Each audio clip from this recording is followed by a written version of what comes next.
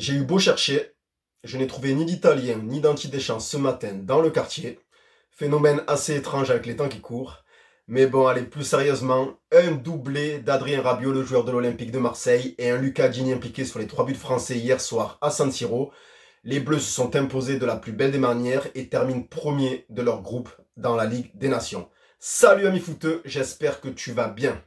Lucas Digne, titulaire, est donc impliqué sur les 3 buts hier soir et ça a démarré très fort dès la 3e minute avec ce corner justement de Lucas Digne sur la tête d'Adrien Rabiot. 1-0, on démarre le match sous les meilleurs auspices. Adrien Rabiot, qui était bien en jambes hier soir, je l'ai trouvé très bon, mis à part ce but et même le deuxième dont je te parlerai tout à l'heure. Adrien Rabiot a effectué un très très gros pressing au milieu du terrain. Voilà, on sent qu'il est plus en jambes qu'il y a encore 2-3 mois à son arrivée à l'Olympique de Marseille. C'est bon pour l'OM aussi, il faut le souligner. Mais hier soir, c'est l'équipe de France qui a su profiter de sa débauche d'énergie au milieu de terrain, voilà, dans son placement, son pressing, son impact. Il a été très précieux à la récupération du ballon aussi. Donc moi, Adrien Rabiot, j'ai trouvé très bon hier soir. C'est un match plein pour lui. Et il faut dire que ça fait plaisir. Voilà. Au milieu de terrain, Adrien Rabiot était aligné avec Manu Koné, le joueur de la Roma. Alors c'était un milieu au parfum romain que Didier Deschamps avait choisi d'aligner en la personne de Manu Koné et de Matteo Guendouzi.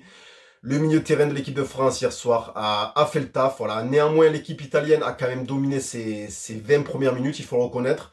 Moi, je les ai trouvés meilleurs que nous dans les 20 premières minutes. Voilà, on résistait, on subissait un peu. Heureusement qu'on a marqué en début de match. Maintenant, la défense française a été très costaud. Et donc voilà, donc au milieu de terrain, je te disais, Manu Koné, peut-être le meilleur français hier soir, je sais pas, ils ont été tellement bons tous entre Rabiot, Koné et Digne. Manu Koné au milieu du terrain qui a été son côté très puissant, très athlétique, à l'image de sa première sélection d'ailleurs en septembre, je crois. Manu Koné, c'est un joueur, je pense, qui va s'installer en équipe de France petit à petit. Bah, il y est déjà, mais je parle en tant que titulaire, notamment pour le Mondial 2026. Je pense qu'il a marqué de nombreux points là, ces 3 derniers mois. Et puis c'est une bonne chose pour les Bleus d'avoir un mec qui lâche rien, qui est là sans complexe. Il leur rentre dedans aux Italiens, peu importe qui est en face, c'est un professionnel. Et moi, j'aime beaucoup ce joueur. Voilà. De ce peu que j'en ai vu, je l'avais pas trop vu jouer avant, néanmoins un petit peu avec les espoirs, mais pas trop non plus. Je suis vraiment satisfait de Manu Koné. Et voilà, donc hier soir, il a fait le taf. A souligné aussi un joueur qu'on n'en a pas beaucoup parlé, mais moi que j'ai trouvé pas mal, c'est Kolo Muani dans les efforts défensifs, dans les efforts de repli défensif. On le voyait moins faire ça avant. Kolo Muani lui aussi est en train de gagner sa place au sein de l'attaque tricolore. Donc il est revenu plusieurs fois récupérer des ballons. Il a fait des bons choix quand il récupérait ses ballons aussi. Voilà, il a beaucoup décroché à l'image il y a très longtemps d'un David Trezeguet. Mais voilà, c'est ce genre d'attaquant et ce genre de mentalité qu'on veut voir en équipe de France. Donc voilà, beaucoup de joueurs qui ont marqué des points hier soir. Ça a été plutôt une note assez positive pour l'équipe de France. Donc moi je suis plutôt content. Donc je te disais une légère domination italienne, mais la défense de fer française qui fait bloc. Et à la 30e minute, les Français obtiendront un coup franc. Alors un coup franc qui a été somptueux, qui a été magique, qui a été magnifique, tiré par Lucas Digne. Alors on le voit avec Christophe Nkunku. Alors je pensais pas que c'était Digne qui allait tirer. Bon, il peut tirer, mais j'avais plus misé sur Nkunku. Et finalement c'est Lucas Digne qui va te planter un coup franc en pleine lucarne à la David Beckham. Bien aidé certes par le gardien, car le ballon touche la barre transversale, touche le dos du gardien ou la tête, je sais plus, puis ça rentre. 2-0 pour l'équipe de France, avec un peu de réussite certes, mais voilà, il faut en profiter de cette réussite, elle n'est pas toujours en notre faveur, et les Français mènent 2-0, et à cet instant, ils sont premiers du groupe. Alors là, je peux te dire que moi, j'étais très très très content quand je pense à tous les Italiens qui m'ont envoyé des messages très très sympathiques à l'issue du match aller, mais bon voilà, c'est le supporter de foot et on va pas le refaire. Donc les Français mènent 2-0, mais malheureusement ils ne garderont pas leur avantage très longtemps. On sait que côté italien, il y a des hommes forts comme Di Marco. Voilà, Di Marco, Barella, c'est un peu les joueurs dont tu dois te méfier quand tu vois la feuille de match et puis qu'il faut se méfier régulièrement de toute façon quand tu les affrontes. Di Marco sur le côté gauche qui fait un superbe 1-2 avec Tonali. Alors déjà à la base, il a récupéré le ballon dans les pieds de Koundé, je crois. Koundé, même si sa défense a été très bonne, c'était peut-être le moins bon des défenseurs. Pas catastrophique non plus, mais bon, il se fait prendre par Di Marco. Di Marco échange avec Tonali, hein, une de magnifique. Il centre fort devant le but. Je crois que c'est Fratesi qui essaie de couper au premier poteau. Il loupe le ballon et Cambiaso, le joueur de la Juve, qui a été très bon hier soir. Je trouve que c'était un des meilleurs Italiens, qui réduit le score pour l'Italie. Donc du coup, on est plus premier du groupe. On mène toujours au score, mais on est plus premier du groupe.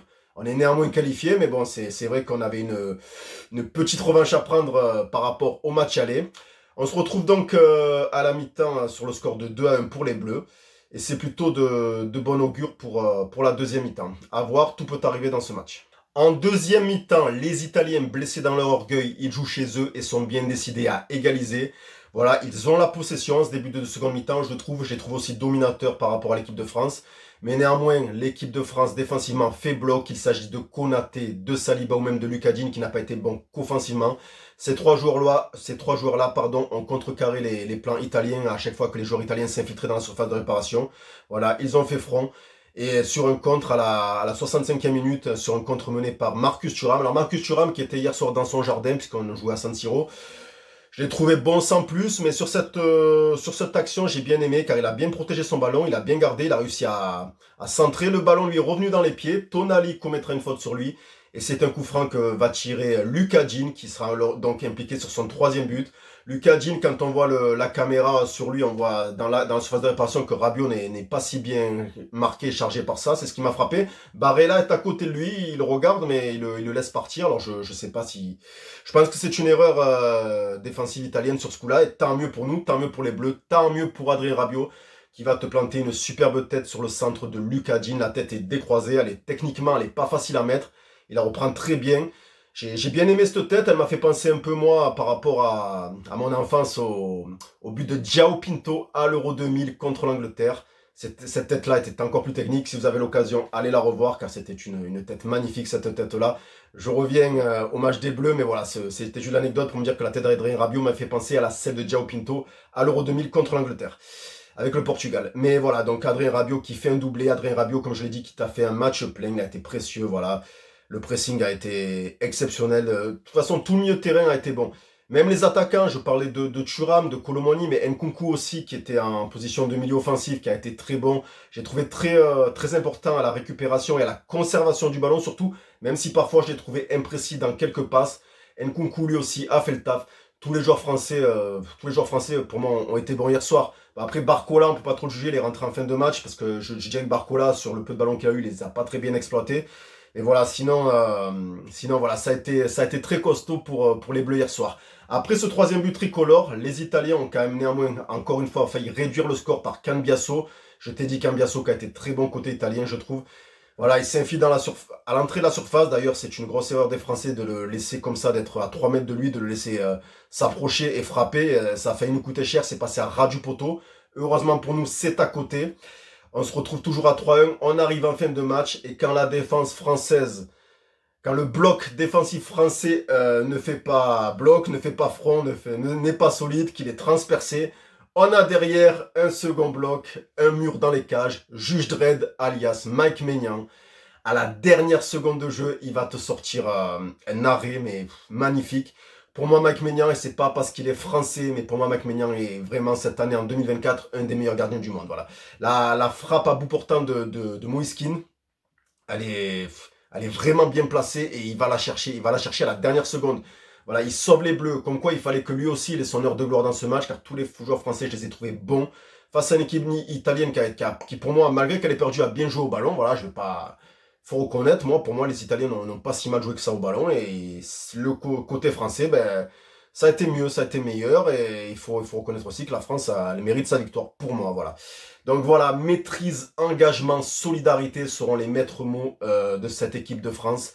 Moi, ça me fait plaisir par rapport à tout ce que j'entends et toute l'atmosphère ambiante qu'il y a autour de cette équipe de France actuellement, on le sait.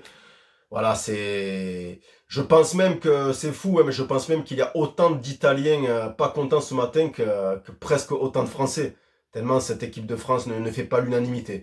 Donc voilà, heureusement il reste des dinosaures comme moi qui sont encore là à les soutenir et puis je suis très fier de ça. Voilà, je suis très content pour Deschamps, je suis très content pour les Bleus. Le bilan de l'équipe de France en 2024, même si dans le jeu ça n'a pas toujours été magnifique, le bilan si tu regardes il n'est pas si catastrophique que ça. Une demi-finale à l'Euro, une défaite contre le vainqueur de cet Euro justement. Une double confrontation contre la Belgique en Ligue des Nations qu'on a remporté, qu'on a gagné les deux matchs. On les a battus aussi les Belges à l'Euro. Donc c'est vrai que la Belgique est une équipe en reconstruction. L'Italie aussi est en train de se reconstruire, même si ça commence à être bien en place. Mais les Français aussi sont en reconstruction. Quand tu perds des joueurs comme Griezmann, Giroud et bien d'autres, ben voilà, tu es en reconstruction et c'est pas facile. Donc je pense que malgré l'air ambiant, l'air nauséabond, l'air négatif qu'il y a autour de cette équipe de France, Moi, j'essaie d'y trouver du positif parce que je suis supporter de cette équipe et j'espère qu'elle va continuer à nous faire plaisir. Est-ce que je les vois gagner la Ligue des Nations? Franchement, je pense que ça va être très compliqué parce que bon, là, ils sont premiers du groupe. Super, bravo, parce que personne ne les voyait là. Reconnaissez-le, personne ne les voyait premiers du groupe. Donc, moi, j'y ai cru.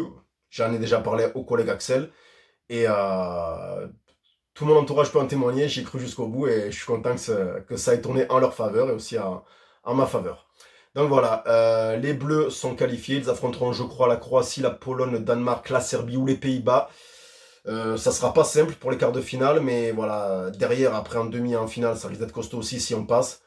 Je pense que les favoris pour moi restent l'Espagne et l'Allemagne, et les Français en troisième position. Mais tout peut arriver, c'est du football. Tu le sais aussi bien que moi. Voilà, n'hésite pas à liker, t'abonner, partager si le cœur t'en dit, c'est toi qui vois. Et moi je te dis à bientôt pour une prochaine vidéo. Et surtout, allez les Bleus, et allez l'OM aussi, toujours. Ciao, ciao.